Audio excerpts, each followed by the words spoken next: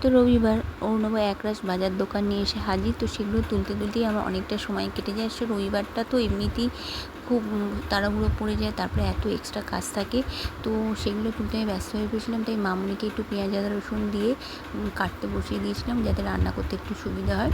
ওদিকে আমি আমার বাজার দোকান তুলছিলাম। তারপরে রিয়াকেও তার মধ্যে টিফিন খাওয়ানো হয়ে গেছিলো। রিয়া টিফিন খেয়ে বসে বসে টিভি দেখছিলো আর জল খাচ্ছিলো।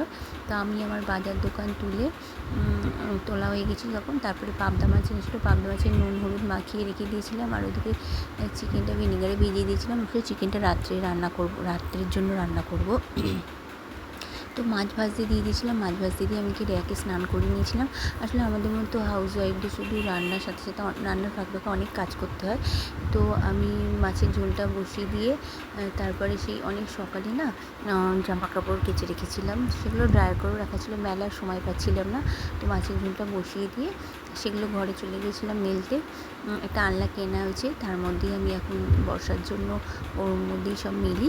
তারপরে মেলে এসে দেখি যে মাছের ঝোলটা মোটামুটি হয়ে গেছে, সেটা নামিয়ে নিয়েছিলাম। তারপরে রিয়ার জন্য আলু আর কাঁচকলা দিয়ে মাছের ঝোল করেছিলাম। আসলে ওর জ্বরটা ঠিক হয়ে গেছিলো, কিন্তু পেটটা ঠিক ছিল না বলে ওকে একটু মাছের ঝোলের মধ্যে কাঁচকলা দিয়ে করেছিলাম। তারপরে একদিকে ভাত বসিয়ে দিয়েছিলাম। সেগুলো হতে হতে আমি আরও কিছু টুকিটাকি কাজ করলাম, পুজো দিয়েছিলাম। তারপরে আলু ভাজতে দিয়েছিলাম, আলু ভাজা হতে হতে তারই ফাঁকে আমি রেখে খাইয়ে দিয়েছিলাম। এইভাবে দুপুরবেলা আমার লাঞ্চ তৈরি হয়ে গেছিলো। ডাল, আলু ভাজা, পাবদা মাছের ঝাল, পলতার বড়া, এটা আমার ননদ দিয়েছিলো, আর আমের চাটনি।